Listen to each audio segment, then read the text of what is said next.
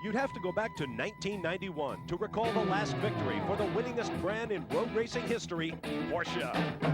Today, Porsche is back up front at Road America, seeking a Camel GT victory in the absence of the all-conquering Eagles from series-leading Toyota.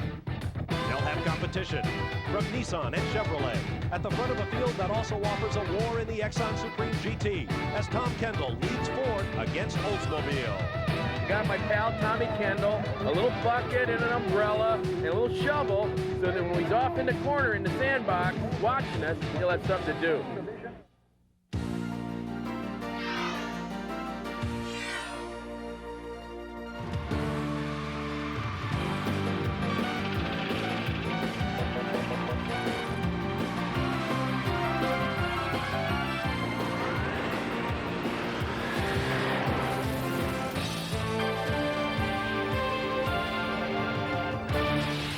ESPN, the world leader in motorsports, welcomes you to the vacation paradise of central Wisconsin, to a 4-mile piece of road that makes up one of America's most beautiful and certainly fastest road racing circuits, Road America. Welcome to the Piggly Wiggly Grand Prix of Road America. Hello once again, everyone. I'm Bob Varsha, along with ESPN road racing analyst David Hobbs. The big news this weekend, defending IMSA champion Toyota's winning streak will come to a close at 14. You see, you cannot win if you are not on site. Dan Gurney's All-American Racers team has chosen to take a sabbatical this weekend, and David, it has had a very positive impact on this field. Well, certainly, Bob. As you said, 14 wins in a row. The Toyota team just proved to be so powerful that definitely kept some teams away. Well, when they heard they weren't coming, here they are. Yost has got 2 cars here. The Gunnar Porsche here. Obviously, the Bell Moretti cars here as usual. So I think we're in for a pretty good GTP race this afternoon, despite the fact that the Toyotas aren't here. We have lots of other cars, 44 in all, in no fewer than 8 categories. Some are fast, some are not so fast, and that will make for big closing speeds on this very quick circuit. Well, it does, Bob, but I remember when I first went to Le Mans 30 years ago, you had lots of different classes, and IMSA always used to do it, but as times went very well and they could split the cars up, that was fine. But now you've got to put them all back there on the track, and Elkhart Lake is probably the place to do it. It's wide, it's fast, and it's really easy to pass here, too, so it shouldn't be a problem. And it will definitely make for great action on the racetrack. Now, we've already had an important driver change. Marty Reed is standing by with the news. Marty? Well, the fortunes of the Yost Porsche team got a big boost this morning when John Paul Jr. moved from the 66 car, the Gunnar Porsche, into the number 77 car. Now, that car obviously is not up to snuff. They don't know exactly what's wrong, so you joined this team. Well, we did have a problem in qualifying yesterday with the Gunnar car, and Charles is going to start it and see how it runs, and I'm going to start this car, and after the first fuel stop, we'll evaluate how the 66 car is. All right, a lot of black clouds rolling in, and we know what you can do in the rain. Are you praying for it? I really am. I think we've had some good luck with rain, and obviously it's a great equalizer, and we can do well with it. Well, I want you to pan down, and I want you to show these feet. They do not have flippers on them, but they might as well. This guy can fly when it's wet. All right, thank you, Marty. Now, there is the number 9 Acura Spice, a Camel Light machine for our pole sitter, Bob Earl, sharing with Bob Shader today. They are on pole for the first time since the 24 Hours of Daytona, breaking a 6-race pole streak for Parker Johnstone, who will start at mid-pack in his Acura Spice. Now, we also have the Exxon Supreme GTS Series in action here today. Marty Reed is standing by with the pole sitter in that class, Darren Brassfield. Well, Darren Brassfield certainly either knows the track here at Road America or his team knows setup, because he literally was under the weather all week long with a bad back, a little bit of the flu. Jumps in the car just one time, you put it on the pole. My question, though, is, other than congratulations, how is the back, and are you going to be able to go the distance? Because I know they were trying to locate Dorsey Schrader to come in here and relieve. Yeah, they were, but right now the plan is that Lee White and Paul have given me the green light to go the whole distance.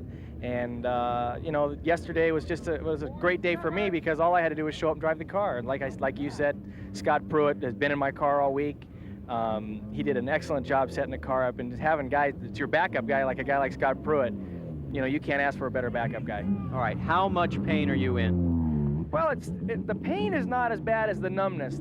I've lost the feeling in my from my right foot and the ankle down, and I really don't know where the positioning in the throttle, so I don't have any feeling of the pedal other than wide open and not wide open, and I think that is the biggest trouble. So right now I've had to pick up a new style of driving, which is driving with my left foot as the brake, and that's been difficult. Well, it wasn't too difficult, guys, because he's sitting on the front row of GTS competition in the Exxon Supreme Series. Good luck out there. Thank you.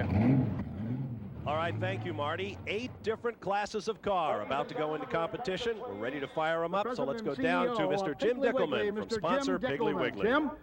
Drivers, start your engines. And, ladies and gentlemen,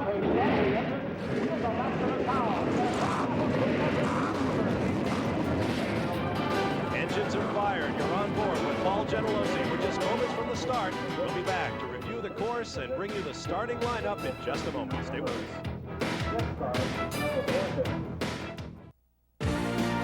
This ESPN Speed World presentation is brought to you by Exxon 93 Supreme Gasoline. For high performance, rely on the Tiger.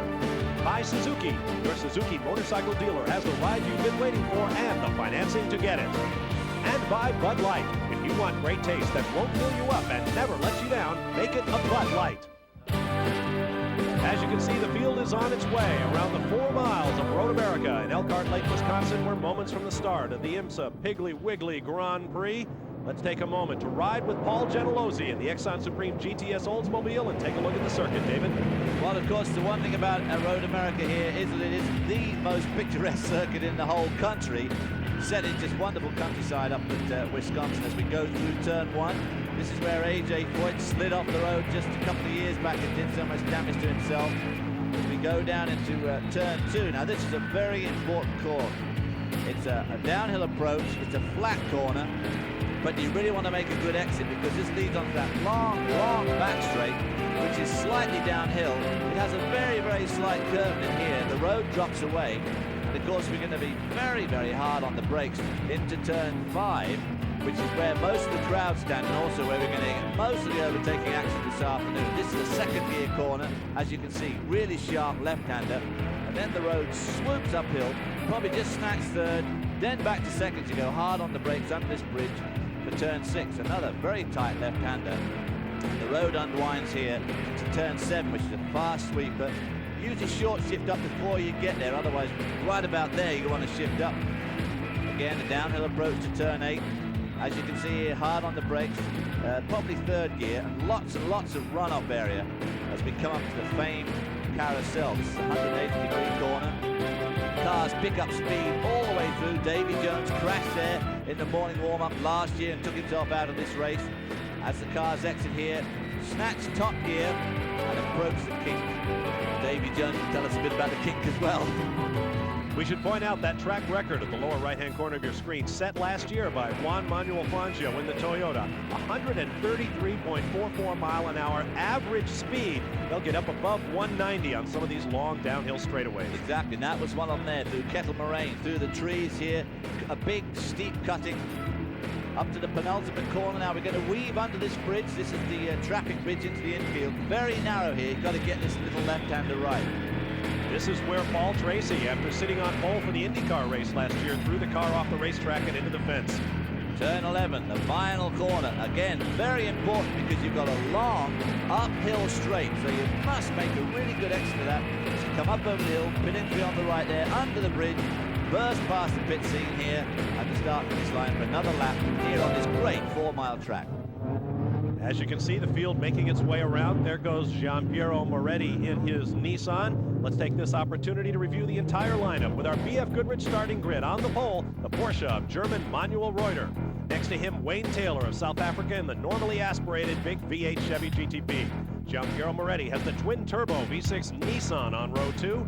At his elbow, John Paul Jr., as you've heard, stepping over into the Porsche 962C from the Yost stables. Darren Brassfield is on pole in the GTS class in his Olds Cutlass. Next to him will be Tommy Kendall in the Mustang Cobra, Olds and Ford side by side at the start. On row 4, Scott Pruitt, driving one of 3 Olds Cutlass in the field. For his team leader, starting next to him, Paul Genelosi from Lansing, Michigan. Moving now to row 5, Johnny O'Connell in the Nissan 300ZX after a savage crash in the most recent round at Watkins Glen. Next to him will be the leader in the Camel Lights class, Bob Earl in a V6 Acura Spice. Looking back through the rest of the field, Andy Evans will have one of 3 representatives of the World Sports Car class in this event. You see Charles Morgan driving in GTO, Jay Cochran in the International GT class. Bill Auberlin on row 10 is the GTU pole sitter for 3-liter engines, non-turbocharged. And further back, we'll you'll find the Chevrolet Corvette in the Invitational GT class being driven by John Hiracy and Andy Pilgrim. 44 cars in all, running in 8 different classes, and will have a tremendous difference in closing speed between the quick ones and the slow ones. Very neatly arranged, the field side by side, just coming up over that brow. They'll be looking for a green flag from IMSA flagman Jim Sidley. Very slow. Reuter taking him to the flag, David. Well, of course, he's got the turbocharged engine. No doubt he's got his left foot firmly planted on the brake pedal to keep that boost pressure up and the speed down to give him a good shot off the line. Now somebody's just pulling off as we go to the flag. The number 97 car of Butch Leisinger, a title contender in this class a year ago. Over the hill they go, and Reuter takes the green flag from Jim Sidley. We are underway. Wayne Taylor tucks in behind. We're ready with that red and yellow Momo Nissan. And behind him, John Paul Jr. in the second white Porsche. Well, look at the three General cars there. The Oldsmobiles really fighting amongst themselves as we go on board with him. That was at turn 1, down to turn 2. Whoever's in front of that, Scott Pruitt, of course, doing a little bit of blocking as they come into this very important corner. The General get off there quicker than Pruitt. Now you're the team leader. Your 2 cars are out in front of you. What do? You don't want to push anybody. Well, you don't want anybody pushing anybody else up on the first lap. Moretti there getting very brave as he goes inside Wayne Taylor down to turn 5. This is what I said. This is where we're going to see a lot of the outbraking, overtaking this afternoon. Manuel Reuter, the vastly experienced Le Mans veteran, opening up a huge gap over Moretti to see if he can close up at all. He's got Wayne Taylor, John Paul Jr., and Darren Brasfield just behind him. Now those GTS cars right there, those black olds with Brasfield and the rest of the gang, they are very high-tech cars. Carbon fiber tubs, almost like GTP cars, but with the profile of a street car. Well, they really are GTP cars under the skin. Very, very expensive formula, very effective, very high-tech, and very interesting for the technically minded. And of course, they look like the street cars. As we look at Wayne Taylor going around the carousel, down to the kink. Boy, oh boy, this kink is a real suck-up corner. Very, very fast. Very few of the corners here have got any camber to help you, and this is one of them. The fastest corner on the track, taking it around about 145, 150. Along Kettle Moraine now. The road meanders down here, although it's counted as a back straight. We see another overtaking attempt there. Oh, Wayne Taylor has to give way. Paul Jr. goes underneath Wayne Taylor for 3rd place. Now, Taylor has had an absolutely checkered season. He brings out that Danka Chevrolet GTB. Beautiful car, able in the series, but it's one mechanical failure after another that has pushed him back. Now there is Parker Johnstone, the 2-time defending class champion, started 20th in this field. He is up to 12th, just 1 lap in. Looks like his car still parked to the side of the road there on the exit turn 11. You hear that big V8 thundering along. Now there you see Butch Leisinger standing at the side of the track. There's his car. He had to pull it off on the pace lap. And now it looks like he's gesturing to the corner workers, trying to get some help. That's a V6 3-liter Nissan in the GTU car. And if it was turbocharged, it would move up to the GTS class. And there's Parker Johnson moving up past the 13 car. That's Jim Pace in a Mazda Kudzu. And here comes the nose-to-tail Oldsmobile clan. Darren Brasfield in 5, Scott Pruitt in 0, and Paul Gentilozzi in number 3. Behind them, Tommy Kendall in the lone Ford in the field. Well, of course, that's one thing you asked about, what are the team orders going to be.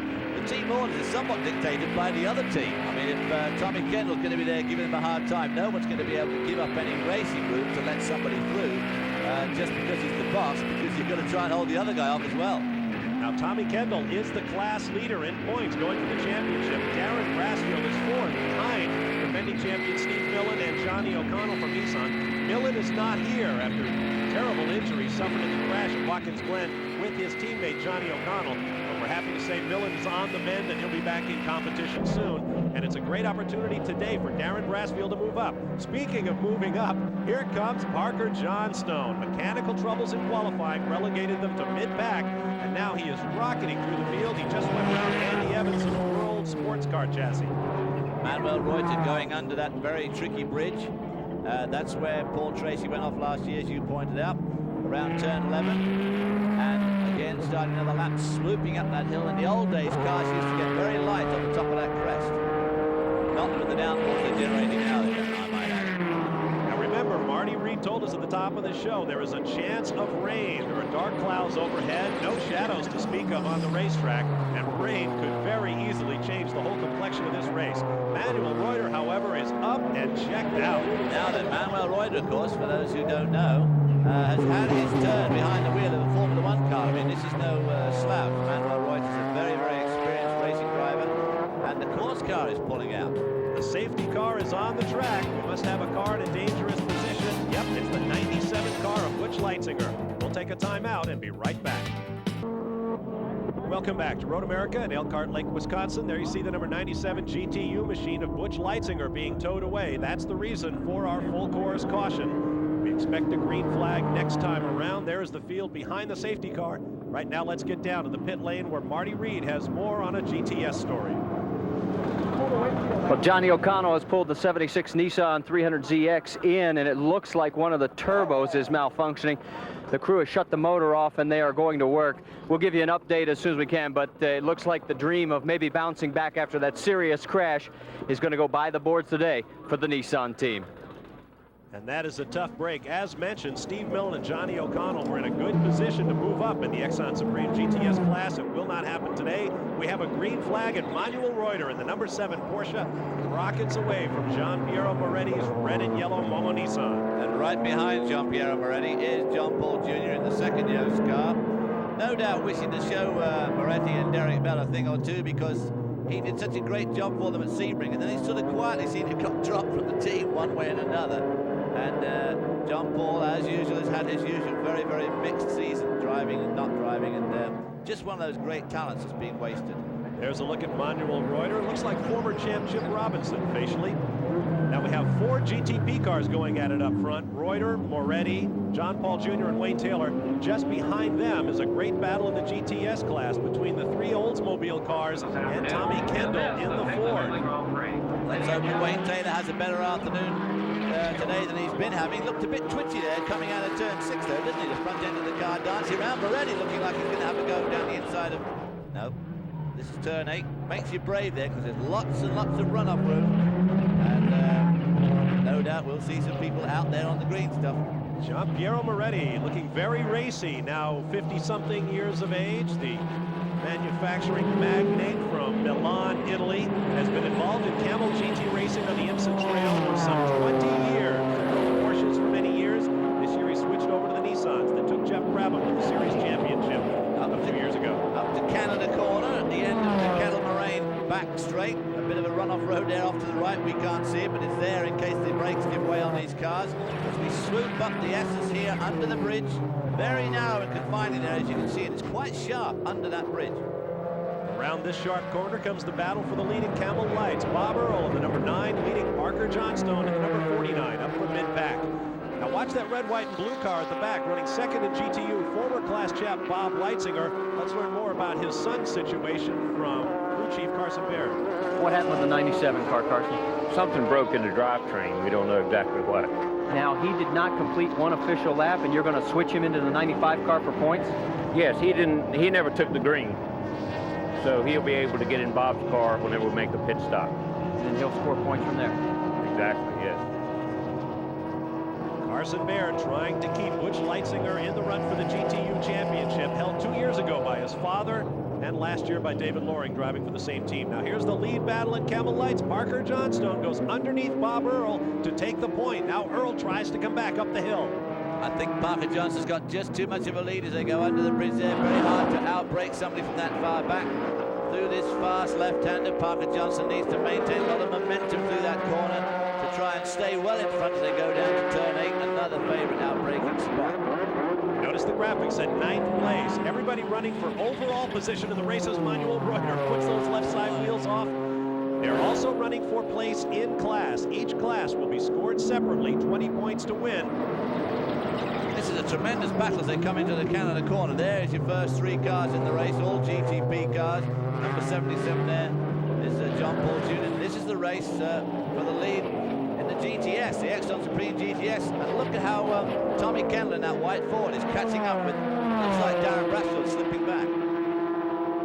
And well, he might. Word for the pits is that Darren Brasfield right there in the black number 5 with the white Mustang Cobra of Tommy Kendall all over him. Darren Brassfield is apparently having brake problems. There is Parker Johnstone, the leader in the Camel Lights class, drawing away just a little bit from the second place, number 9 machine of Bob Earl. But so far, all these leading groups having a pretty tough time with each other, as Scott Pruitt leads Paul Gentilozzi out of turn 11. There you see Darren Brassfield in the third one of the Black Olsen wheels. Right behind him now is Tommy Kendall in the Ford Mustang, and right behind him is Parker Johnson, leader of the Camel Light division. So a lot of very, very close racing going on at the front of this field.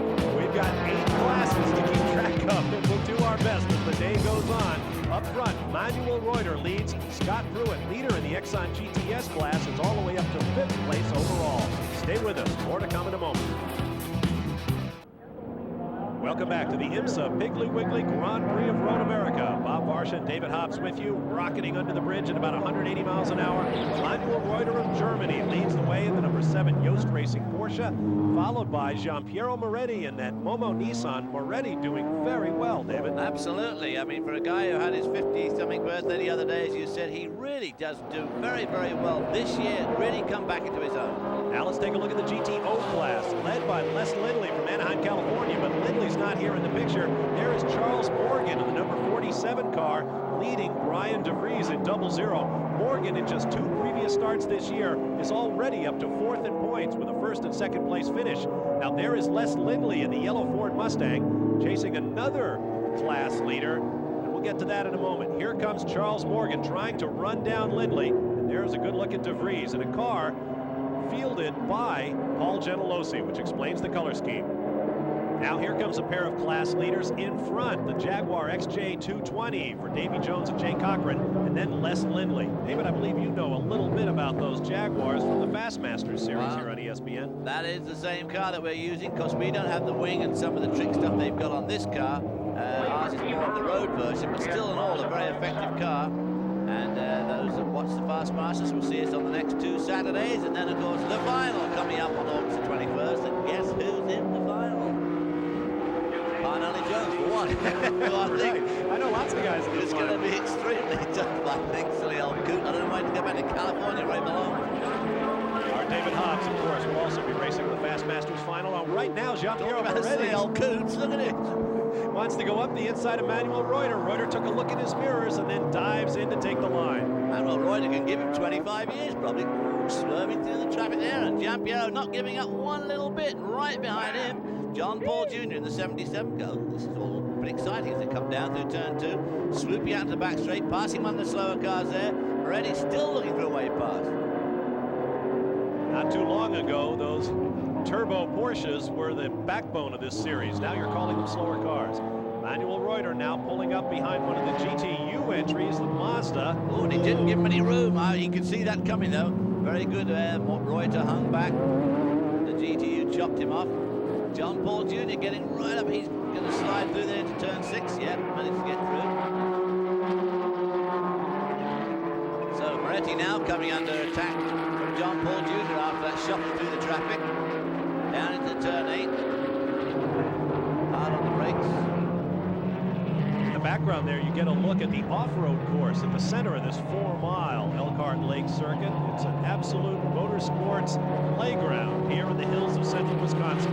Just a few miles away, about 2.5, is Elkhart Lake, which is covered in water skis and all sorts of other motorized activity. Rocketing through that fast right-hander, and now onto the dirty part of the racetrack to get around. Looks like one of the GTO machines. Tremendous nose-to-tail dice here. Manuel Reuter, Giampiero Moretti, and John Paul Jr. Now here comes Wayne Taylor in the Danka Motorsports famous Amos Chevrolet GTP. And here is another of our GTP entries. This is the Gunnar Sunoco Porsche, being driven today by Charles Slater, going behind the wall. Now that's the car that John Paul Jr. was going to drive and said didn't run too well in practice, so obviously he's very lucky that he jumped out of that car and into the 77 car. Meanwhile, back on point, Manuel Reuter has opened a huge lead because of the traffic. Which you'd sort of expect. I mean, Manuel Reuter is a young, a real hot shoe. He still desperately wants to get into Formula 1. He raced a lot in Germany in some very intensive competition. So this is a man who's driven and who really wants to win, and you would expect him to pull away from that's John Paul Jr. Paul Jr. on the turf, and it's been very wet up here. Let's see if track. Well, he was giving Moretti a hard time. Obviously tried to slide down the inside of him something, and in fact slid off the road. We didn't see what happened, but no doubt that's given Moretti a bit of a breather. John Paul Jr. quickly back up to speed. Here's another look. You see him going down the inside of a GTU car, and he just runs out of road. I think the GTU car actually was over on the inside and moved over him. I think he thought he was going to let him past on the outside. Anyway, that's one of those trying to outthink the other guy, and sometimes in these multi-class races, that sort of thing is going to happen. On the other hand, it does make for exciting racing, whichever way you look at it. Now you're on board with John Heinrichs running 23rd in an invitational GT class Corvette with our onboard camera. Now this class is a pretty stock sort of class as Moretti goes by on the inside going to the carousel. This gives you a real good look at this carousel, how long it is and how far it goes on and on and on and on. And as you can see, very little run-up area on the left there. Hood flapping from the force of the wind. It's the kind of corner where you just feed in as much power as you think the traction will allow. This Corvette fielded by Tommy Morrison, who has set a variety of world records in Corvettes, speed, endurance, and now he road races them. Long braking distance for what, as you mentioned, is essentially a stock Corvette. They have smaller tires in the race cars, they have less braking, they have less cooling to the braking. As we come up under the bridge again, it gives you an idea how narrow it is on the approach. And look at this race for the lead in Camel Light, still all over each other. These cars essentially identical except for small bodywork changes. Bob Earl in the number 9 car goes down the inside. There's traffic ahead. And Parker Johnson lets him go there because he can see that car looming up on his left. No point making a fist fight of it at this stage of the race. Down to that turn 2. Now then, the thing is, does Parker Johnson get a better shot off this corner? Because he'll be able to draft Bob Earl down this long back straight into the turn 5. And that's a battle that you can expect will go on all day. Rain still in the forecast, but it's dry right now. Stay with us. And here is John Paul Jr. coming into the pits. You can see the damage in the left front corner from his off-course excursions. He comes smoking into the pits, and the Yost Racing team goes to work. See if they change that nose after tearing up the left front corner going off the racetrack. Boy, if they don't, he'll have a severe loss of downforce on the front, and I would say it'd be a lot slower down the straight too. There comes the first pin out as the German crew jump to there. First time one of these Porsches appeared at Road America was in the hands of John Fitzpatrick in the Can-Am race in 1983. He drove it solo. It was one of those 95 days here in Wisconsin. And here we are 10 years later, and the Porsche still, well, starting from pole position. And here comes the pole car, number 7, Manuel Reuter, flashes by the pits. As you can see, John Paul Jr. is back out on the racetrack. There he is, just down through turn 2. Being chased by Bob Earl, the leader in the Camel Lights. Oh, and that looks like he maybe got him in the back. Whoa, that was close. Either he got him in the back or he's on cold tires, and it's gave a bit of a squiggle there coming up turn 2. Here's a look at our GTU class. Grand Touring under 3 liters, no turbocharging allowed. Bill Alberlin, the class leader, over Eduardo Pellerano and Eduardo Dibos from Central America. Where road racing these kinds of cars, the GTU class is very, very popular. Bill Alberlin's led this race from the drop of the flag. He was on the pole, so he's having a pretty good race, but Eduardo Pellerano there is not exactly a great deal of distance behind him, is he? Bill Alberlin, one of those campaigners who's been involved in IMSA racing for many years. Pellerano with a very nicely turned out car. These two having an incredibly good race here this afternoon as they go streaking down the Kettle Moraine back straight here into Canada Corner, both hard on the brakes. These are very advanced little cars, you know. They've got lots of downforce in those wings and the bodywork, and they make a great racing class for people here at IMSA. Alberlin in the number 19 Mazda, Pellerano in the number 15 car from Santo Domingo, Dominican Republic, excuse me, I almost said Puerto Rico. You can't get much more evenly matched than that, can you, at this stage of the race, to be that close together? I guess bodes well for the rest of the afternoon. We could have this race right to the drop of the flag. These Haas's, of course, use the Wankel engine, the rotary engine, as you take a look at Bill Auberlen. That has been an absolute boon to road racing nationwide. The engine is virtually bulletproof, and you can put lots and lots of miles on it very economically. Now, there was the 4th place car in GTP. This is Wayne Taylor in the Danka famous Amos Cookies Chevrolet GTP. Looks like a fairly routine stop. That, of course, started life as an Intrepid, designed and manufactured by Bob Riley, and then Chevrolet themselves decided to take a step back from IMSA racing itself. And Wayne Taylor is flying the flag for Chevrolet in GTP.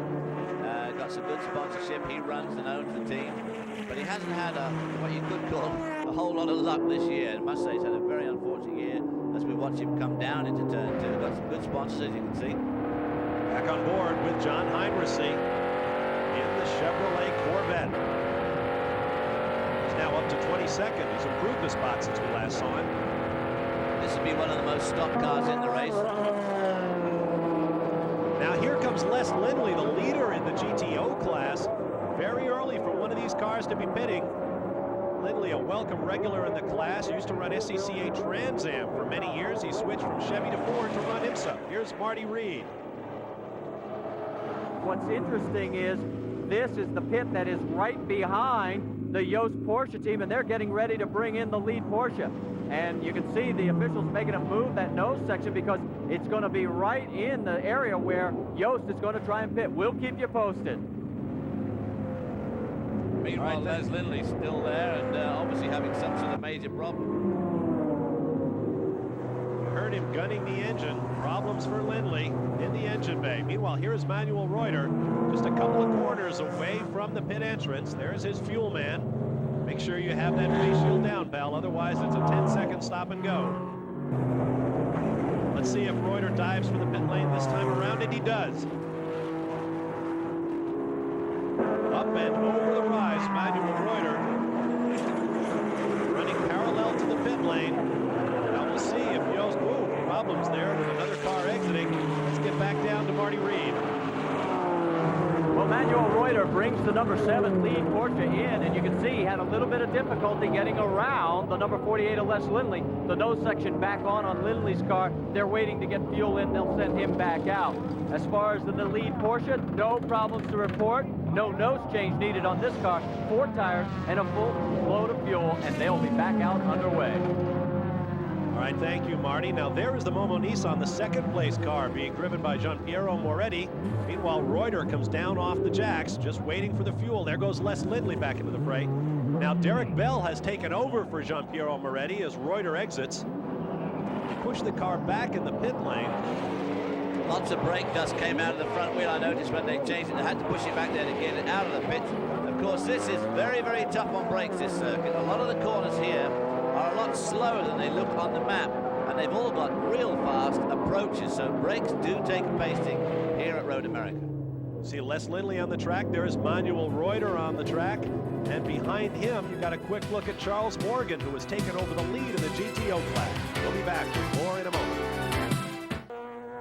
Back at Elkhart Lake, Wisconsin, in the Piggly Wiggly Grand Prix of Road America, we want to remind you about upcoming events here on ESPN Speed World. The Budweiser at the Glen. Winston Cup stars, including Kyle Petty, take to the turns of Watkins Glen, New York. Sunday, August 8th, 1 p.m. Eastern Time, 10 a.m. Pacific, live right here on ESPN. Now here comes Tommy Kendall in the Jack Roush Racing Mustang Cobra, making his required pit stop. Changing all 4 tires there. Tommy Kendall, of course, is leading in the championship points this year, but he's not leading today. The Gentilozzi cars are really having a field day. Tommy Kendall may pick up a disputed victory at Mid-Ohio. Now, meanwhile, this is Brian DeVries in the GTO version of the Oldsmobile Cutlass. He's got it pointed the wrong way. Spinning around on that damp grass. That looks like the exit of turn 8 to me. As he rejoins the fray. Nearly got that Camel Light car at Jim Pace.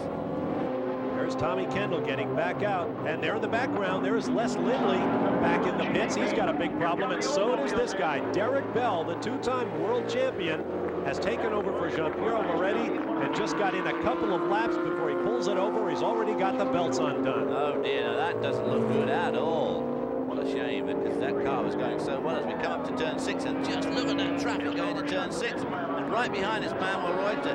Derek Bell going in directions back to the pits on foot. He's not used to doing that. Just look at this traffic. It weaves through turn 7 there. That's Johnny O'Connell in the Nissan, the number 76 car, and a couple of slower cars ahead of him, and Manuel Reuter in that white Porsche slicing through. Now here comes Darren Brassfield, who started on pole in the Exxon Supreme GTS category. He has dropped back. He was once 5th, he is now 8th. Remember, he started this race with a bad back. The car squirrely there under braking for that corner, now being caught up by the Camel Lights leader, Parker Johnstone. And the Camel Lights have a hard job to catch up with these GTS cars here at Elkhart Lake. He gets him under braking, however. Let's see if we can learn more about Darren Brassfield's situation from Marty Reed. Well, Lee White is running 4 different cars here today, and you can see the brain trust has got his hands full. You know, all he could tell us as far as Darren Brassfield's situation was concerned, it's not his back acting up, it's his brakes. That's why he's been falling back. All right, thank you, Marty. Here comes the car number 0 of Scott Pruitt flashing across the start-finish line. Tremendous speed down to the first corner, and you can see where people have been lighting up their tires under heavy braking for this very fast right-hander. Now let's get back down to the pit lane. Here comes Paul Gentilozzi. Paul Gentilozzi brings the car to a halt, and one of the lug nuts goes rolling out into the middle of the pit lane, and he's going to have to get that collected later, but so far everything else is routine. 4 tires, a full load of fuel, and Gentilozzi will be back underway here. Now they've got 2 more cars to bring in here. Lee White, I've never seen his team quite so harried as this 4-car effort. Now the 00 is parked behind him. That GTO car has got the bonnet back on, but it is not underway. Debris still sitting in it. Gentilozzi gets a clean windshield. Again, fuel, the slowest process here in the IMSA pit stops. They're checking the bonnet, everything's buttoned down, and again, once the fuel goes in, Gentilozzi will be underway. Back wheel starting to spin there. I noticed Marty Reed has picked up an expression from you. It's not a hood anymore, it's a bonnet. It's a bonnet.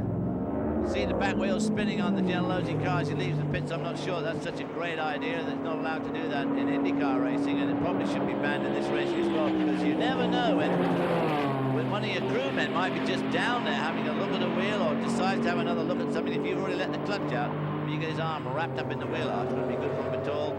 Manuel Reuter sweeps past Scott Pruitt. Scott Pruitt leading that GTS division.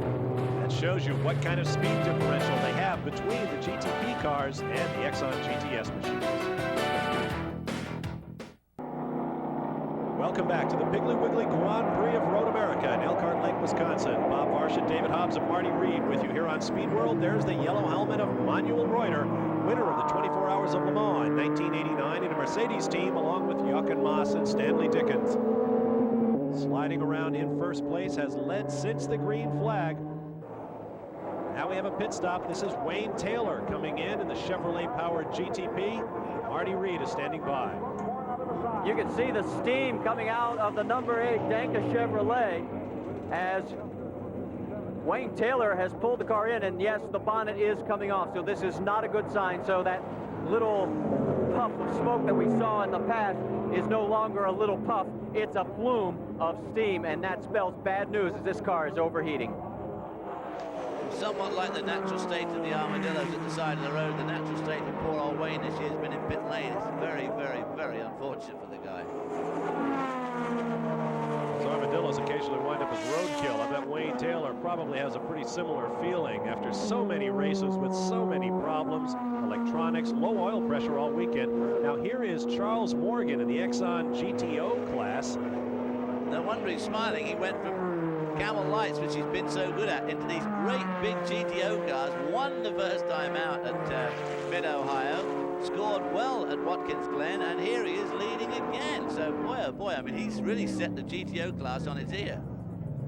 Now here comes the troubled Oldsmobile of Darren Brassfield. Here's Marty. The 5 of Darren Brassfield pulls in the pit lane. Crew goes to work.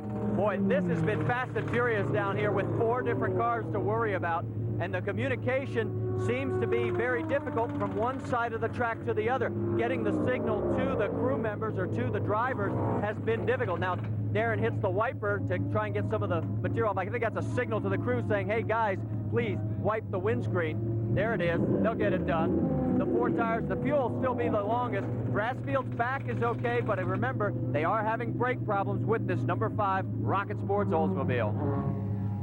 Well, Marty Reed must be taking English, as Bob, calling windshields, windscreens, and hoods, bonnets, and all those real neat adjectives to describe these things. You must be after your job. There's Parker Johnstone running second to Bob Earl in the Camel Lights class. Keep in mind, all of the Camel Lights cars will be required to make a driver change. The only class required to change drivers. Aaron Brassfield, spewing water out of the cooling system, is back on the track. There is Parker Johnstone, who, despite all of his successes, has never won here. Let's get back down to Marty. We've caught up with Derek Bell down here in the paddock area, and it's a long walk from turn 7. Is that where it is? I was offered lots of rides, but yeah, it's a long walk. When I got in the car, it had a lot of clanking going on, and Jean-Pierre reported it to Kevin. And I called him out. I said, there's a terrible noise in here, which sounded like an end going, but I thought, oh, they didn't seem to bother about it. None of the pressures, everything seemed fine. So I cruised on for a couple of laps, but I wasn't happy with it. And then as I came out of turn 6, it just went bang in a big way. It's a shame because you guys really were doing well. Yeah, Jean-Pierre did a wonderful job. I mean, he did just what we had to do, and that was stay basically in touch with the Porsches and just see the plan as the day went on. I mean, it could still rain and all sorts of things, and we knew we could go faster if we had to. We just tried to play it cool all weekend. It didn't work out in the end. And so Derek Bell, who won his 2 world championships in Porsches, watch Porsches lead the way here today. Now there is Bob Earl. He will share with Colorado lawyer Bob Shader before the day is out. Here comes Parker Johnstone. I mentioned that he has never won here, but his teammate Dan Marvin has. So back down into the pit lane. Here is Bob Earl coming in. Marty Reed is right there. Well, Bob Earl brings the number 9 Acura to a stop, and it looks as though this will be a routine change. In fact, Earl will climb out, and it is extremely hot, and a lot of these teams are taking the opportunity that have the 2 drivers. Of course, Camel Lights require it. They are making an early change. A couple of these teams said they would go double shifts. Others have said they would try and split it up, but they will have to make at least 1 more stop hitting this early in the race, and that was the schedule. So Bob Earl out, Bob Shader in. We'll try and get a word with Bob Earl. Fueling is done. Bob Shader heads back out onto the racetrack. A lot of mid-season testing for this team. They added those little cutouts behind the front wheels. Here comes a Camel Lights car overtaking Mark Porcaro, the number 51 GTO car. There is Scott Pruitt, now the leader in the Exxon Supreme GTS class. Here comes Tommy Kendall in that red, white, and blue Ford Mustang going around Shader. Won't often see that as Shader tries to bring his cold tires up to temperature. Off he goes down the backstretch. Now we have another car coming into the pits. This is another of the Olivetti Oldsmobiles. Scott Pruitt brings it in. Here's Marty.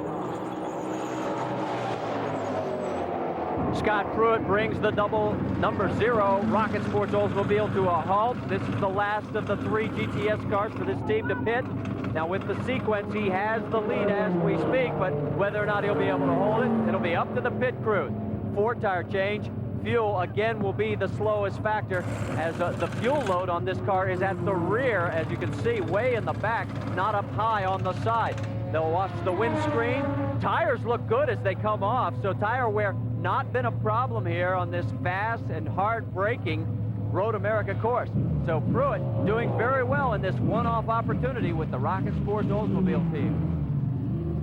Very well indeed, Marty. Not only was he running first in class, and still is, as Tom Kendall has not yet passed the start-finish line, Scott Pruitt, with that pit stop from Wayne Taylor's GTP car, is now running 3rd overall in the race behind the Porsches of Manuel Reuter and John Paul Jr. He comes down off the Jackson, spins out one of his crewmen. Boy, his foot nearly slipped onto that rear wheel, too.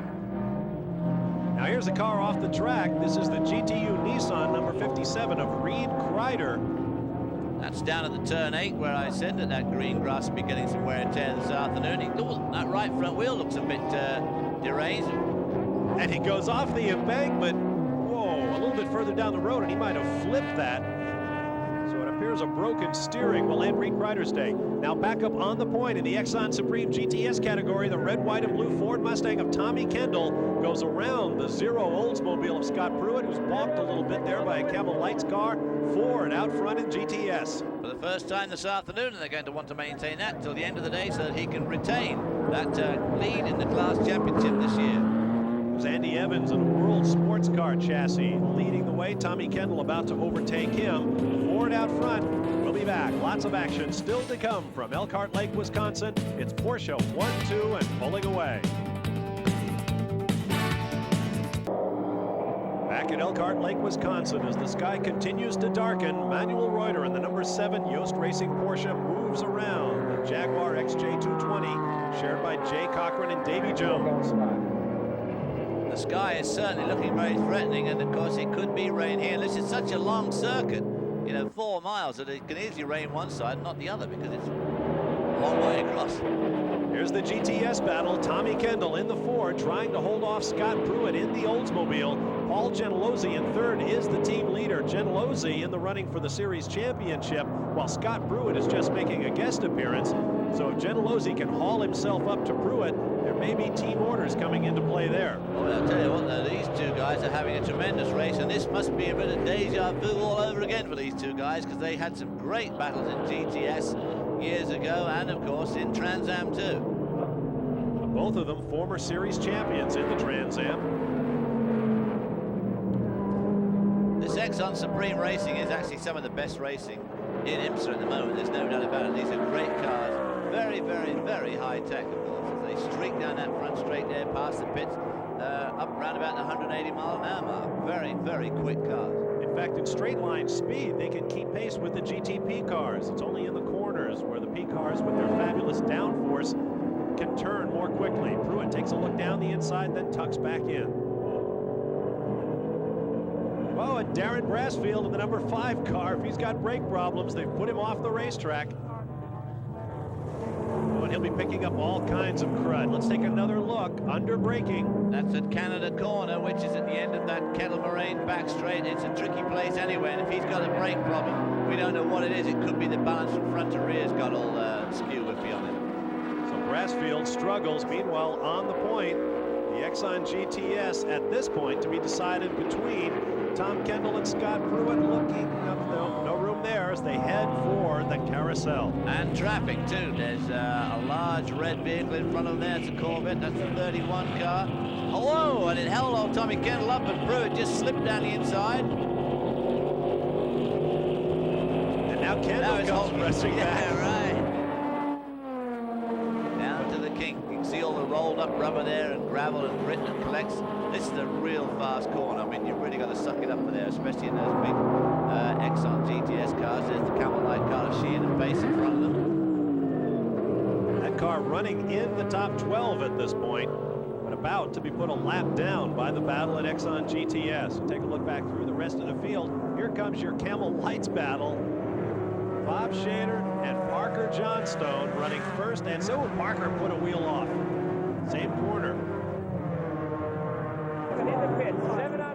Now we have the race leader in the pit lane. Manuel Reuter heads for the Yost Racing pits. Marty Reed is standing by. I don't know if you could see it as they were coming in, but the brakes on the right front were blazing. As he brought that car to a stop, they are making the change. Now, Manuel Reuter will stay in the car on the lead Porsche. John Winter told us he will go in on the last shift, so there are definitely one more fuel stop for the number 7 as they are getting this one ready to go back out. Reuter looks very fresh. I mean, he's moving around very animated in the cockpit. They're down off of the blocks. They're still waiting for the fuel, as everybody has been today. And that's the classic driver lineup for Reinhold Jost, the German entrepreneur who's made a living racing Porsches and World Sports Car competition for many years. Get a hot shoe like Manuel Reuter, get a guy with lots of money and some racing skills like John Winter, and pair them up. And this is a tremendous battle here for the Camel Lights lead today. Bob Shader in the number 9 car holding off Parker Johnson manfully as the 47 car. That is Charles Morgan, exactly. GTO class leader. Parker goes down. It's a drag race down to turn 5. This is the place where everybody gathers here at Road America. This is the overtaking spot. It's also the place where lots of people spin off, albeit at relatively slow and safe speed, but it's always a good spot for action up into the turn 6, under the bridge. Another good place to watch is just right here on this hill. You can see a lot of the track in front of you. So Parker Johnstone moves back out front, looking to extend his all-time record with his 24th victory in Camel Lights. Give you a look at the top 10, take a quick timeout, and return to Road America. Stay right there. Back at Elkhart Lake, Wisconsin, the 7 Porsche followed by the 77 Porsche. Manuel Reuter out front, followed by John Paul Jr. as the Yost Racing Team leads the way in round number 8 in the Camel GT Series for 1993. Manuel Reuter down into turn 2, about to set forth onto that long, fast downhill back straight as we get on board now with John Heinrichs in one of the invitational cars. Chevrolet muscle out the exhaust pipe. Heinrichs in a fairly stock Chevrolet Corvette heads for the pit lane. Now this pit stop should be interesting. This car does not carry the onboard jacks that the prototypes and the Exxon Supreme GTS cars do. So they will have to conduct their pit stop much like a NASCAR Winston Cup team with a hand jack and 5 lug nuts on each of the 4 wheels. Let's watch them go to work.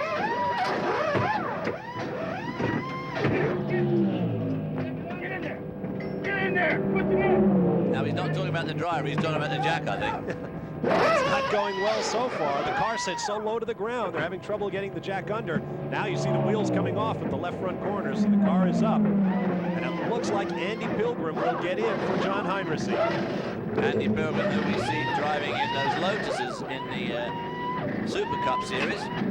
Obviously a big difference from the Lotus Esprit and one of these big Corvettes. A lot of power in this car, even though it's a stock car. Of course, it still develops nearly 400 horsepower. Not much wing on the back, as you can see, to help get it through some of these faster corners here at Road America. Brakes smoking at the front end. As we've said before, this is a tough series on a tough track on brakes, as Heinrichs has one last word of wisdom with Pilgrim before he leaves the pits. You notice the car also had doors that operate. If this were drag race, they call it a door slammer. Now in the midst of heavy traffic, here's the battle for the Camel Lights lead. Parker Johnstone, Bob Shader right behind him up onto the front stretch. Johnstone has already pitted once, but he has not handed over to his teammate Dan Marvin. There you see the running order, and it looks like Shader will challenge for the lead. Well, Shader used the draft up past the pits there, trying to be very brave going to turn 1. Parker Johnson outbraved him there. That's a very fast corner, that 4th gear. Got a lot of speed on through there as they come down to turn 2. There's Darren Brassfield in the Oldsmobile, going a lot slower, obviously still having some sort of major brake problem. The backstretch now. We'll see if the Camel Lights cars can rocket by. The GTS cars normally have the better top end speed, and you can see Brassfield pulling away. But of course, coming into the turn 5 this might be a lot different, because this is very heavy braking. Well, he's managed to stay in front. Up and over the hill they go to the hard left-hander at turn 6. GTO car, that yellow and red car, just ahead of Darren Brassfield, so there'll be more traffic for these 2 Camel Lights leaders to navigate. These 2 Camel Light cars have had a tremendous race here this afternoon. It's a very hot, long day. Down the inside now. Is Bob Shader going to be able to do it? Yeah, Darren Brassfield gives him room. Well, you say that. Sort of gives him room. Not a lot of room as they sweep past the 17 car. That's Joe Pezza. He's driving the GTO class into the carousel. These little Camel Light cars, very, very quick through the carousel. Now Tommy Kendall is into the pit lane. Marty Reed is standing by in the Roush Racing pit. Tommy Kendall brings the Roush Mustang Cobra to a stop. This car is running 2nd in class, 4th overall. The Roush team last time felt that the pit stop was the reason they picked up so much ground. They are going after it again. Again, the fuel is always the question mark. You want to make sure you get a full load. They are got a problem on the right rear. They've got a problem on the right rear. They're having a hard time getting the lug nut off. This could be costly. This will be costly. They're taking one wrench out, now they've got another one in. The fuel is in, the car's away. And so apparently all it was the air hammer. Now Darren Brassfield is once again in the Oldsmobile pits. Here's Marty. Well, it's bad enough Darren Brassfield has a bad back. His bad brakes have brought him into the pit, and they are now going to be forced to make a change. The front wheels are off. The hot plates are coming off. They'll try and get this as quickly as possible, but this will take Brassfield out of any hopes of getting back into contention with the leaders in Exxon Supreme GTS Series action. And that is a tough break for Darren Brassfield. Remember, he came in here 4th in points, while the man tied for 2nd, Steve Millen, is not racing, so Brassfield will miss a great opportunity to move up in the Exxon Supreme Championship. Back on board now with Andy Pilgrim, and you see the prototype chassis up ahead just motor away in this carousel corner, calling for high downforce. This is exactly the sort of corner where the GT prototypes do have such a vast gap of performance over the other car. This is where he'll Wilson pick up speed through the kink, and it'll just rocket away through there. There goes Andy Evans, there goes Scott Pruitt, then Andy Pilgrim, and then the number 63 of Jim Downing and Tim McAdam. 8 different classes of cars in action today here at Road America. Stay with us.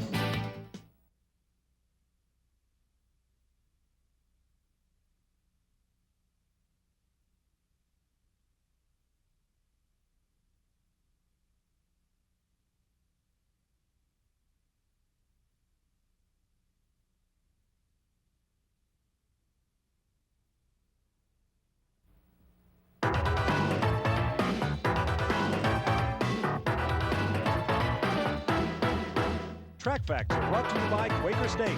The Big Q is one tough motor oil. When the average eye takes a look at the Porsche 962C, it might see an 11-year-old race car. But if you look closely underneath, you'll notice that there have been over a dozen major changes over the years to help update this car to keep it race ready.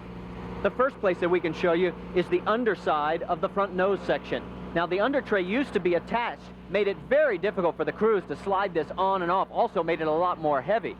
Now the under tray is attached to the chassis itself, making it much easier for the crews to put that nose section on and off. Moving back to the suspension, remember that the geometric design has been changed totally for both the front and the rear on the 962C. And going to single caliper brakes also reduce weight and improve stopping power. The roll cage itself, well, it is now made out of carbon fiber. It's a lot lighter, it's also a lot more expensive. And remember also that the Porsche 962 has gone to the twin turbo, not the single turbo, which required a wider tunnel space and more intercoolers to take care of keeping everything from burning up.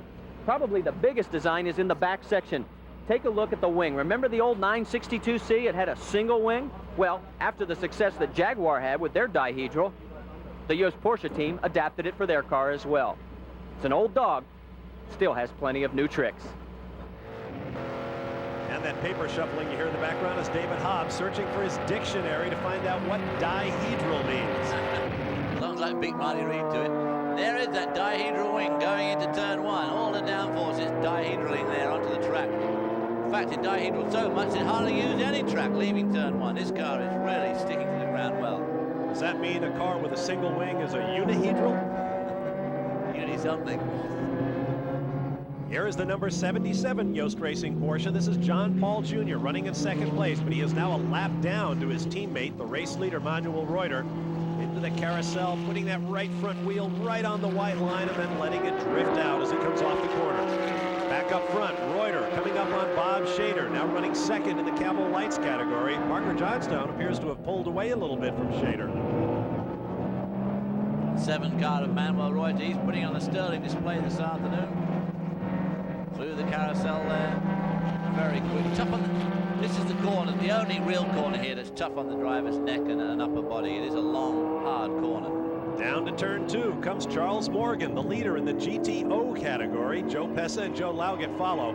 Charles Morgan used to run in the Camel Lights class. In fact, he did so for many years and was a championship contender. Now he has switched over to the big sedans of GTO. This is his 3rd race in the category, and if he should win, he will take the lead for the 1993 championship. Because the current leader, Les Lindley, is already out of the race, so he's no threat to Charles Morgan this afternoon. But what a way to go in just 3 laps. Now let's get down to Marty Reed. Well, we've caught up with Les Lindley already out of the racing suit and into street clothes, and a tough break because you were leading GTO at the time. What happened? Yeah, we were leading GTO. We just got past the Jag. He was holding me up, so I decided, well, I'll go past him and stretch out a little bit, and the motor started missing, and it came in, and they got checking and found out we lost the retainer in the motor and dropped the valve, so it was the end of our day. But the car was good. It was really good. We had no problems at all, other than that. Other than the one that stopped us. So the Exxon Supreme Series producing some of the best racing of the day. And let's check in with GTU. Bill Auberlen out front from Rolling Hills Estates, California, the home of P.J. Jones, who drives for Dan Gurney's Toyota team, taking a sabbatical this weekend. Auberlen in that Mazda has pulled away from Eduardo Pellerano and Eduardo Dibos, who were following him in second and third earlier. He's basically led from flag to flag so far. The car looking just as if it could do with a bit of damper work doing to it. I noticed the front end fluttering a bit as it came out of the turn 8 on acceleration. Down through the kink. A typical Mazda engine note to it. This car used to be driven by Tom Kendall. In fact, his brother Bart drove it a couple of times. And it still wears the same paint scheme. Well, that's one way to save money, isn't it? Bill Auberlen is one of those guys who appreciates saving money. He runs on a very low budget, and it would be a bit of a victory for him today to sweep this category and move up in the GTU standings. Well, certainly at the moment, nobody can stand in his way, but there's still a fair way to go in this race, so you never can start counting your chickens until they're hatched. But Bill Auberlen looks like he's having a real good run here this afternoon. Up and over the hill goes Auberlen. We'll give you a look at the front runners, and we'll be back for more from Road America. Back at Road America in Elkhart Lake, Wisconsin, the skies continue to darken as Manuel Reuter brings the Yost Racing Porsche 962 around in the lead.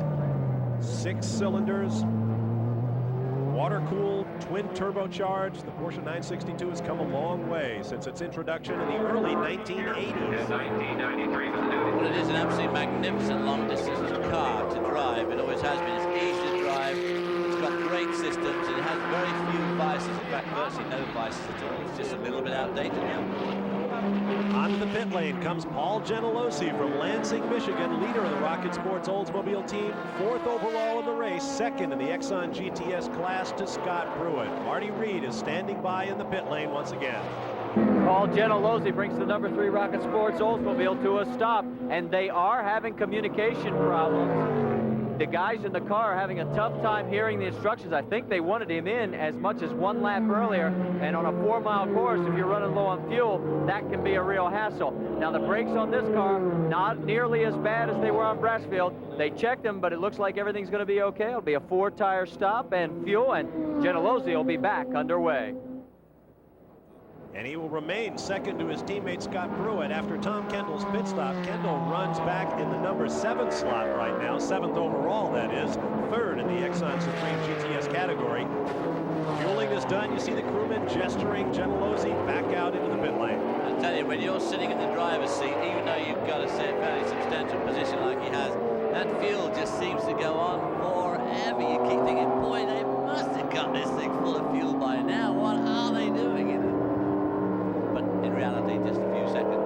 Going through turn 1 there, fairly circumspectly on his new tires. 84 down at turn 8 again, our favorite turn. Ooh, look at his right front wheel. He's got a big trouble. Eduardo Dibos with the same problem we saw Reed Kreider have earlier, off at that corner, and then you come up with the right front deranged. Now, he doesn't go off the racetrack as Kreider did, but now the telltale smoke beginning to pour from the wheel well. Well, he's going quite fast, considering I assume he knows the wheel's about to part company from the vehicle. Eduardo Dibos from Lima, Peru. He used to race karts against Roberto Guerrero, the IndyCar driver, did Eduardo Dibos, one of 10 brothers who run the family business down in Lima, but the only one of them that goes racing. I doubt that he's going to be able to get that Mazda around to the pit lane. And look at the smoke haze on the backstretch. Meanwhile, here comes Parker Johnstone. He'll have to make a driver change. Here's Marty Reed. Well, Parker Johnstone has brought the lead Acura to a stop. He'll finally get out. He did the double shift. Now remember, this guy is a real physical fitness fanatic, so it'll be interesting to see how hot and bothered he was because of the conditions. Dan Marvin will finish this race. He's in the car right now getting strapped in. 4 tires have been changed. They're having a little problem with the left rear. The fuel's still going in. All tires are now set. Fuel, and Marvin is hooked up. They're ready to go. Great stop for the Acura team. But not good enough, Marty. While you were speaking, we saw Bob Shader go by in the number 9 Uniden Motorola Motorola Cellular Acura Spice. There he is. Bob's out front, and in the background, one of the Olivetti Oldsmobiles. I don't know if it was the Exxon GTS car or the GTO, but there are sparks and maybe flame out the back of that car. And certainly a lot of smoke. There's a 76 car of O'Connell. Now that was Darren Brasfield, who continues to have problems. He may have set the brake discs on fire or something like that. Now here's Dan Marvin with one victory at Road America to his credit, trying to preserve this one for his teammate Parker Johnstone. Now here comes Eduardo Demos. I can't believe it. He made it all the way around. Well, he did make it all the way around, because he had to come right from turn 8 back here. That's about 3 miles. Oops, now there's Jack Lewis in that GTU Porsche 911. We saw him earlier in the show. As I mentioned, the 911 once the backbone of the Camel GT series. The entire field used to be 911s. We've got more pit lane action. Once again, here's Marty. Bob Shader hits the mark. Now, this is the second place Acura. This pit crew has its work cut out for it. They are just a few pits away from the number 49 of Parker Johnstone and Dan Marvin. They saw the time that those guys turned in. Now, Bob Earl is getting back into the car. Remember, he did the first shift. Shader did the second. Tires are done. Earl is almost completely strapped in. Doors down. All they're waiting for is fuel, and he's out of here. And here comes Dan Marvin to retake the lead in the Camel Lights class. So now, with all due respect to Bob Shader, the faster guy, Bob Earl, is in the car, and he will race out there to try to do battle with Dan Marvin. Two different driver strategies there. Dan Marvin had his teammate Parker Johnstone take the first two before he got in, whereas Bob Earl drove one shift, as you heard Marty say, got out and got back in. Now that wild Le Mans Jaguar's in the pits. Marty. The Jaguar XJ220 with Jay Cochran and Davy Jones in for its last routine stop, and Cochran has climbed back into this car. Jones did the middle shift. They're adding some fluids. This car is ready to go, and they will put it down and get back underway. Remember, the only car in its class here at Road America.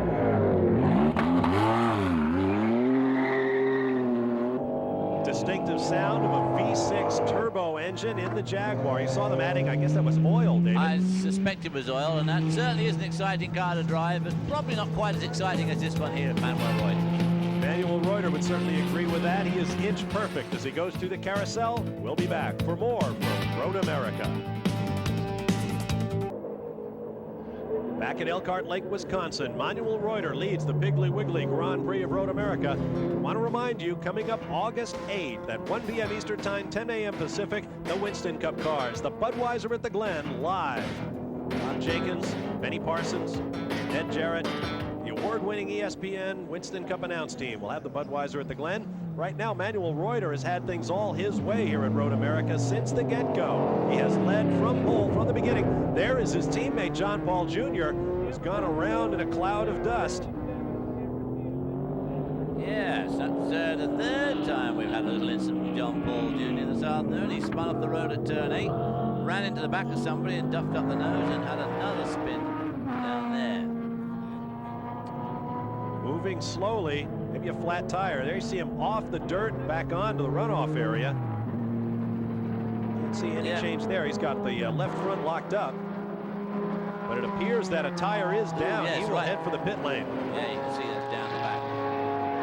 Right rear tire, it looks like, from here. Well, that obviously went down, I would say, before the spin, not after. So that is a good enough reason for me for John Paul to have that spin. A bit unfortunate, having had 2 other incidents already. The last thing he needs is another one to slow him up more, but still hanging on to that second spot at the moment. A very solid second spot. He will not lose it unless something goes wrong during this pit stop. It appears to be all they will do aside from topping up the fuel.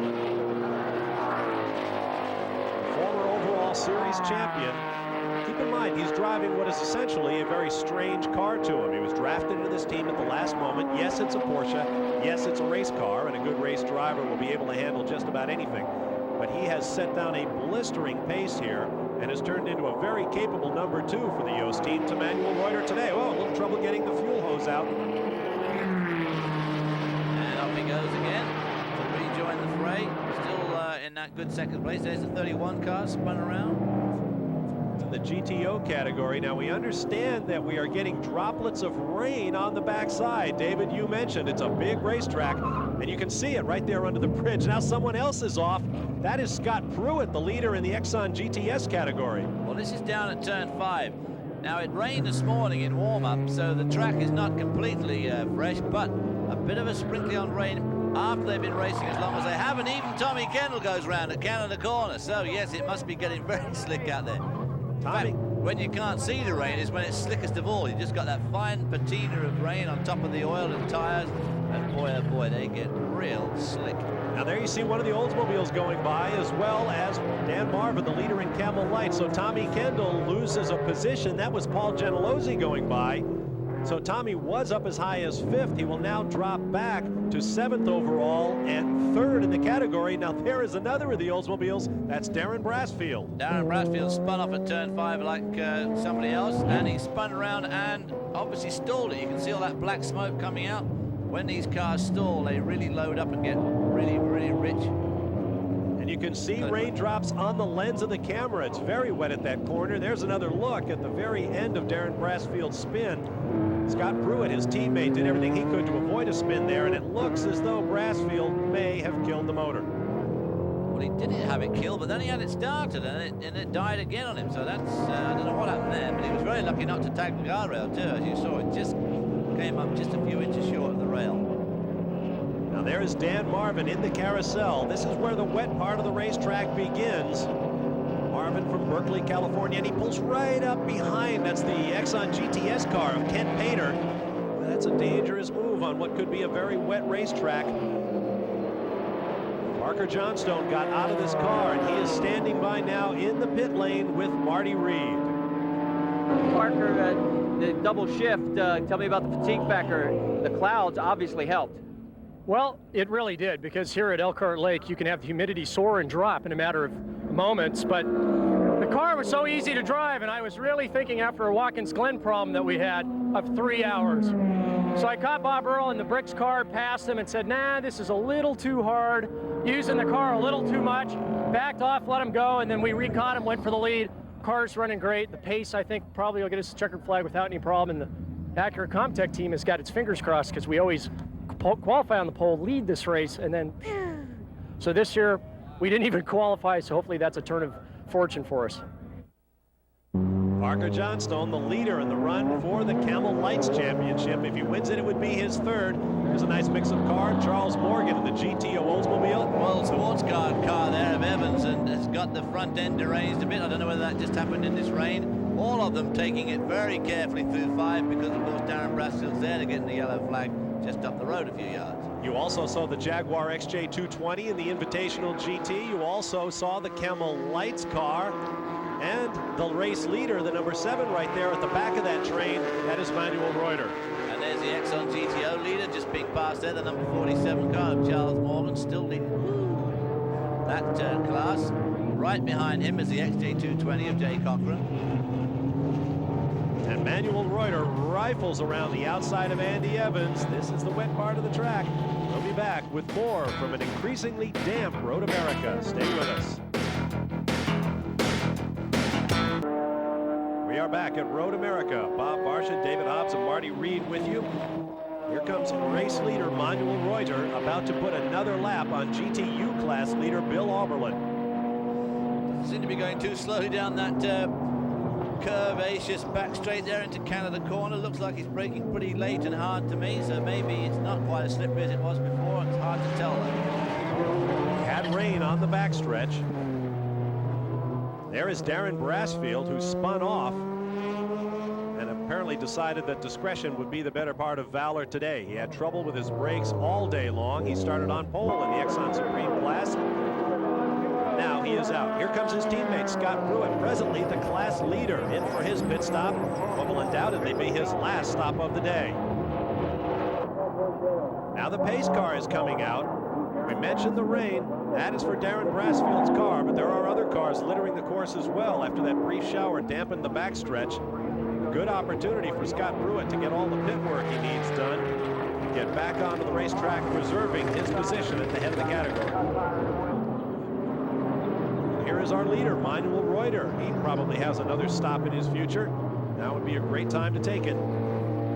Because the thing about caution flags is you never know quite how long they're going to go on, especially if you've driven around the track like these guys have, and you've seen a few cars scattered around and you think they're going to pick them all up. Sometimes it's as well to wait towards the end of the caution period rather than just coming right at the beginning of it. There you see the Yost Racing pits. They are apparently ready for him to come in. And here comes the race leader, Manuel Reuter, in the pit lane. Oh, there goes Scott Pruitt out. A moment of high drama here. Here's Marty Reed. The number 7 lead Porsche with Manuel Reuter at the wheel comes in for his final stop.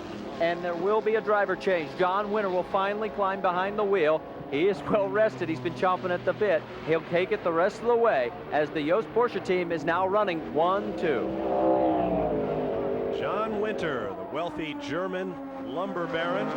Real name Louis Krages, but he raced under the name John Winter for many years, so his family wouldn't know about it. And lo and behold, he won the 24 Hours of Le Mans, driving for German Reinhold Yost. After that, it becomes a little bit difficult to put your picture in the papers with a pen name under it.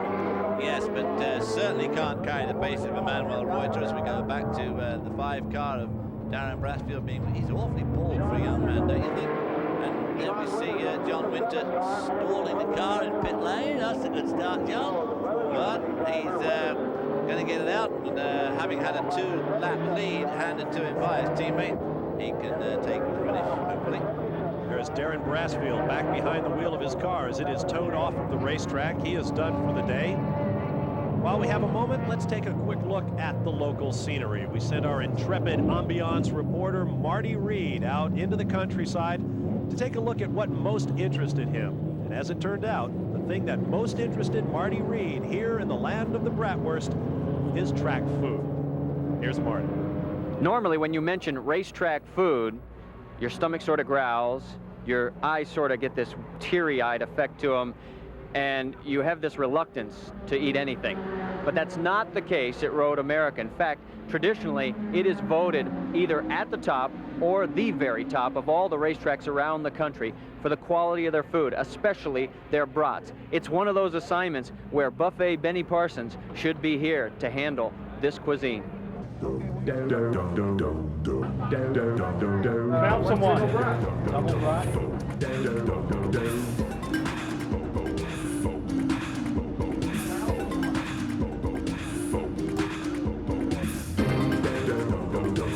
Road America is the one track that you can be guaranteed of no complaints as far as the food's concerned. So guys, if you'll excuse me, I've been working a little hard today, so can I get a brat, please? Sure can. Will that be a single or double? No, single. I don't want these guys picking on me about how much I eat. Oh, okay. I like Benny Parsons. I don't want to look like Benny Parsons. Okay. Sorry, Benny. Buddy. Well, not only the track, of course, but away from the track as well, at that world-famous resort of Seepkins, where all sorts of personalities can be found, and even ESPN commentators working behind the bar. Marty Reed, telephone for you. It's Buffet Benny. You better not show up at the Budweiser or the Glen, pal. Back at Road America, where the rain has stopped, the lights are off on the Chevy Corvette pace car, and we are getting set to go back under green. John Winter has taken over from race-long leader Manuel Reuter, but still in the leading car in the Exxon Supreme GTS category, Scott Pruitt. Pace car pulls off into the pit road, and John Winter lets that mighty poise power him up that hill there at Road America as Jim Sidley waves the green flag, and John Winter hopefully will be able to stay in the lead for the remainder of this race. Here comes the sister car, the number 77, still being driven by John Paul Jr. He is 2 laps down in second place, and here is the third place car overall, as well as the leader in the Exxon GTS category, Scott Pruitt. Looking a bit twitchy there going around turn 1 because he was way offline to get around Mark Porcaro in that GTO car. John Winter from Bremen, Germany, leading John Paul Jr. We have an interesting situation here now in that numbers 1 and 2 in points, Juan Fangio and P.J. Jones, are not racing today. Giampiero Moretti and Derek Bell, numbers 2 and 3, as you watch GTU leader Bill Auberlin making his final pit stop. Moretti and Bell are out of the competition when their Nissan blew up. John Paul Jr. is 5th, and with a runner-up finish today, he will move up to challenge Moretti and Bell in the standings. Of course, there are thousands of dollars in purse money at stake in the final point fund. So pretty unfortunate for Moretti and Bell this afternoon, to say the least. And very fortunate for this young man, John Paul. This drive came available to him just right at the last minute. Paul Jr. through the corner. Now here comes Scott Pruitt, and with the help of that yellow flag, he has managed to close right up on the race leaders, and I believe that was his teammate, Paul Gentilozzi, just behind. Yeah, I must say that Scott Pruitt is winning that Exxon car around here at a great rate of knots this afternoon, hanging on to John Paul Jr. as they go down that back straight. As you said earlier, these cars, these GTS cars, really are nearly as fast as the GTP cars in a straight line. But even so, around the track, can't usually hold them lap for lap. But on the other hand, this afternoon, Scott Pruitt really giving that car a tremendous demonstration. Now he is one lap down to Paul Jr., but you can see that the speed differential between the cream of the Exxon GTS category and the frontline GTP cars is not that great. Now there you can see the 3 sign being waved. That's Paul Gentilozzi, and I suspect that they're trying to tell Scott Pruitt to let Paul Gentilozzi catch up and probably pass him, because when all's said and done, Gentilozzi's in here for the championship points, and of course Scott Pruitt is just guesting this weekend. And with Darren Brassfield, the regular co-driver to Gentilozzi, out of the race, they're going to want Scott Pruitt's points, but they do not want him to beat his teammate Paul Gentilozzi. Right at the moment, he almost looks like he could overtake and get in front of John Paul Jr. Not that it would help him much, because he's a couple of laps behind him, but even so, a pretty impressive drive. And the tip of the helmet to John Winter. At this point, Paul Jr. not making great inroads into Winter's lead. Winter just getting up to speed, just having gotten into the car, which is another handy thing to have if you're Reinhold Jost, a guy with some money who has good driving skills. It doesn't hurt in the race car. Exactly, yeah. He's certainly got plenty of dogs. There's no doubt about that. Now here comes Paul Gentilozzi in that second black Oldsmobile Cutlass, moving up to join his teammate Scott Pruitt. It'll be interesting to see if Pruitt just lets him go by. Onto the backstretch here. Speeds up around 180, 190 miles an hour. This is down into that kink. Very, very fast right-hand bend. Onto the Kettle Moraine back straight, they call it. As you can see, it's not really very straight. Down into Canada corner. Very slow right-hand corner. Can get awfully slippery down there because there's a lot of trees over it. They tend to sort of leak onto the track or something. And swooping through this right and left-hand sweep under the bridge. There's those new blue barrels that have been put there since Paul Tracy went off last year. Nearly climbed that guardrail into some spectator cars, which have all been pushed back a long way this year. That's one big change they made at Road America's John. Oh! Now we have a pit stop. John Paul Jr. dives into the pits. Now this is interesting because he already stopped once after he had that right rear tire go down. So John Paul Jr., at least in theory, should not need a pit stop right now. Let's get down to Marty Reed in the Yost pits. The second place Yost Porsche back in. Again, this is water. They are having an overheating problem. They are pumping this thing full of fluids, trying to get John Paul Jr. to the finish line. They are running in second place behind the number 7. Putting some oil in there in the back engine cover. Obviously, you have to inject water into an engine at that when it's running at this temperature. Otherwise, you can't just take the cap off. And meanwhile, while we are in the pits, Paul Gentilozzi slipped past Scott Pruitt. That is Gentilozzi now coming into your picture. He takes over the lead in the Exxon Supreme category, although he is still a couple of laps down to the race-leading Porsches in third place overall. Pruitt let him go by on the front straightaway, which is really the safest place to do it. Absolutely. So I guess Scott Pruitt will just follow the team leader home now. Darren Brassfield, unfortunately, the third one of these cars already out of the race, had brake problems all the time, but as you said earlier, probably a bit relieved anyway because of his back problem. And relieved to see that the team will not suffer any losses in points, as Scott Pruitt is there to hold up team honor behind Paul Gentilozzi. Down the midfield straightaway. We'll take a quick time out and return in just a moment. Back at Road America, where John Winter has taken over the lead from teammate Manuel Reuter, driving the number 7 Yost Racing Porsche. This car has led from the green flag, and the laps are beginning to run down here in the closing moments of the Piggly Wiggly Grand Prix of Road America. John Winter taking it very carefully now. He's got a big lead, doesn't want to make any mistakes. And needs to keep that car in the lead. It'll be great for Reinhold Yost. He's been a big supporter of American racing. As you said earlier on, won the Daytona 24-hour race a few years back and has won so many races here in North America. He likes coming here, and he spends a lot of time in Florida. So this gives him a good excuse to spend a lot of time here in the States. Down to Canada corner, under the trees. No rain now, I don't think, as John Winter steers his car carefully up through the S's under the bridge. Yeah, lifting off quite a bit there. He's really taking it carefully. Now there's the leader in the Camel Lights category, Dan Marvin, who has taken over from teammate Parker Johnstone, the two-time defending class champion. He is running presently in 5th place overall, behind the 2 Porsches up front, followed by the 2 leaders in the Exxon Supreme GTS category.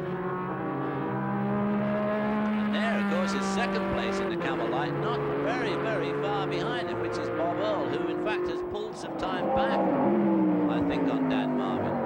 There's the 2 leaders in the GTO class, sorry, in the GTS class, and Dan Marvin there, using up all the road there, because he's got to keep going along here to keep away from Bob Earl, who's catching him up. There's Bob Earl just coming into view now. Bob Earl, once a member of the Nissan GTP team that carried Jeff Brabham to 4 straight drivers' titles in the Camel GT. They have tested and massaged their car into shape. They say they will do no more testing as they run to the end of the schedule in Camel GT competition. There's nothing they would like more than to pick up their 2nd victory. In fact, their 2nd in a row. They won the most recent round at Watkins Glen, New York, looking for their 2nd straight. And Bob Earl using all the road air available down in turn 5 too, because he can see Dan Marvin in front of him now, and that's always a big spur for a driver to be able to see your immediate competition. And they have really raced long and hard over this long race here on a long track, and to be that close at the end, this is a really, really tight race. You had a brief glimpse behind Bob Earl of Johnny O'Connell in that GTS Nissan 300ZX twin turbo. He is running well back in the class, still trying to recover from their huge crash at Watkins Glen. He is running back in the class, but if he finishes there, he'll be in 5th, which will for the first time put him ahead of Steve Millen, his teammate, who unfortunately is languishing at the moment in hospital as the 2 Exxon GTS cars weave their way through the Exxon GTO cars. There's still a lot of traffic around and still a lot of doogie now, even though we're coming down to the real closing laps of this race.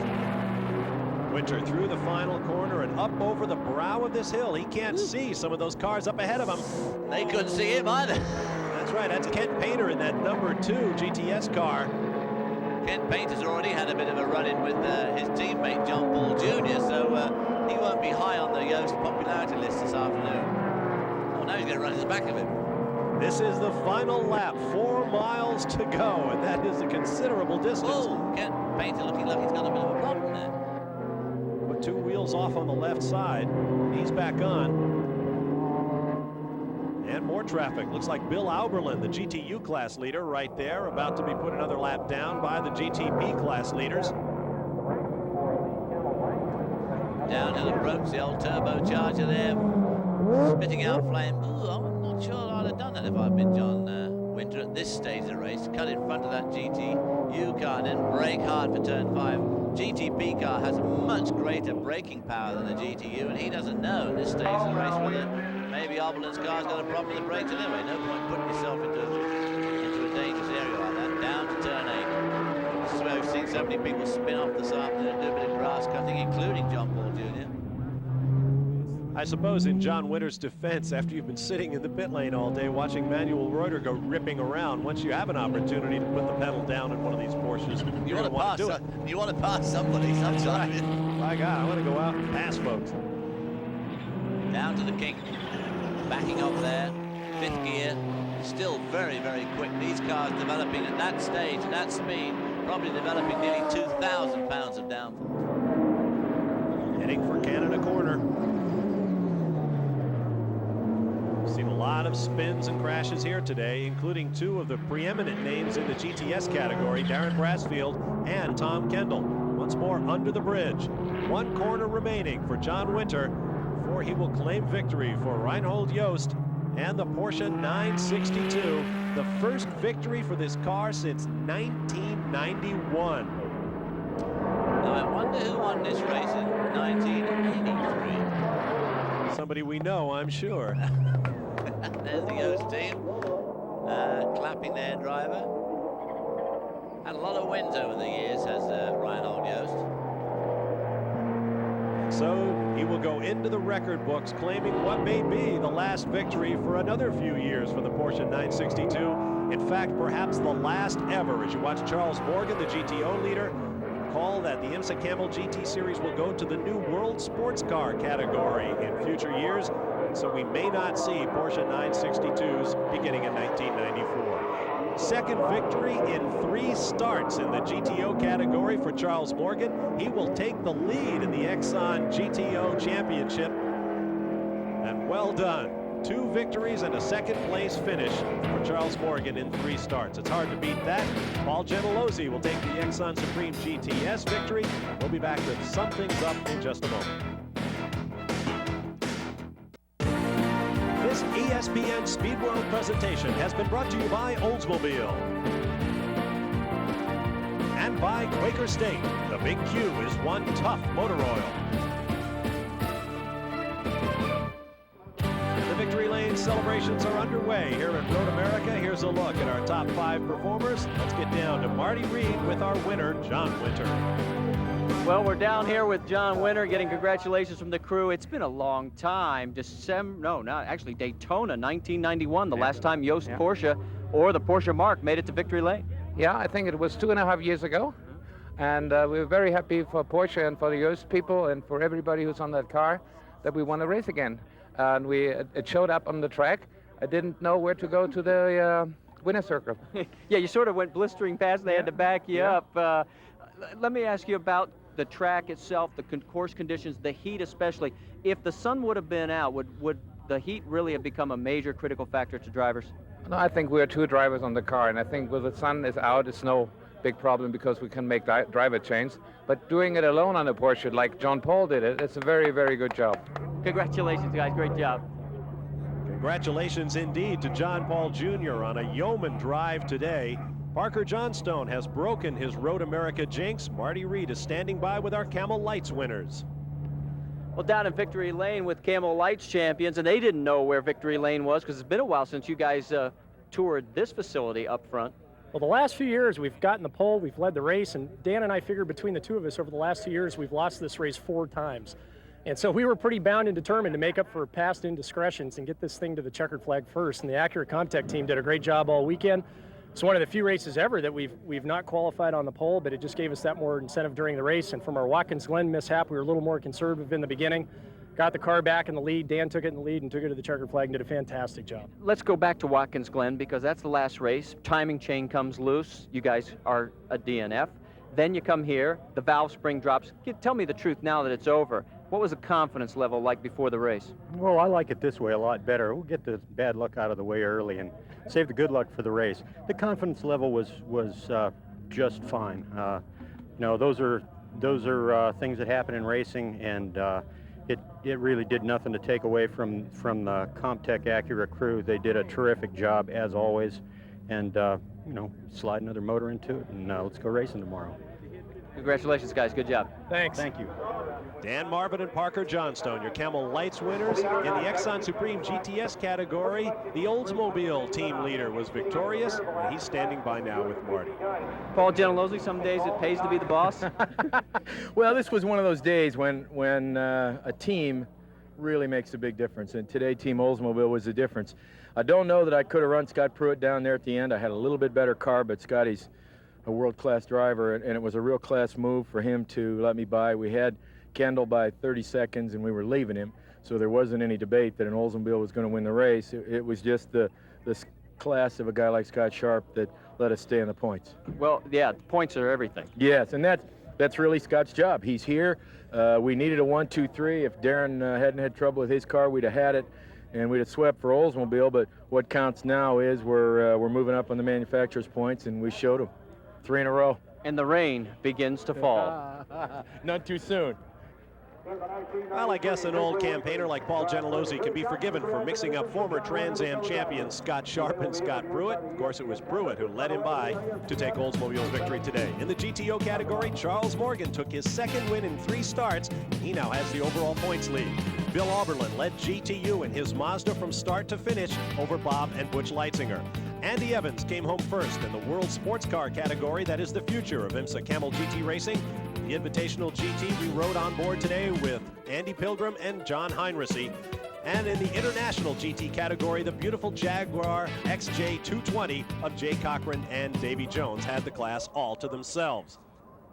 Here's a look at our entire final rundown from today's race. Keep in mind, with the Toyotas not here, they could have found themselves in a tighter race for the championship, but because Giampiero Moretti and Derek Bell in the Nissan broke, they were spared that, and they will retain their lead as we go to the next round of the championship at Laguna Seca, California. David Hobbs, your final thoughts. Well, it certainly looks as if 44 cars and 8 different classes were not a problem here at Road America. Some of the faster cars probably found some of the slower cars a bit of a problem and a challenge, but even so, it does make for really good entertainment for the crowds when they come to watch these multi-class races. This is the only series in the world where you'll watch all of these different cars in action throughout the summer, and we hope you'll be with us as we bring you the entire IMSA Camel GT Series this year. Don't forget the Budweiser at the Glen as the Winston Cup cars take to Watkins Glen, New York, Sunday, August 8th at 1 p.m. Eastern Time, 10 a.m. Pacific, live here on ESPN. I'm Bob Varsha for David Hobbs and Marty Reed. Thanks for being with us. We'll see you next time on the Camel GT Trail. So long for now from Elkhart Lake, Wisconsin.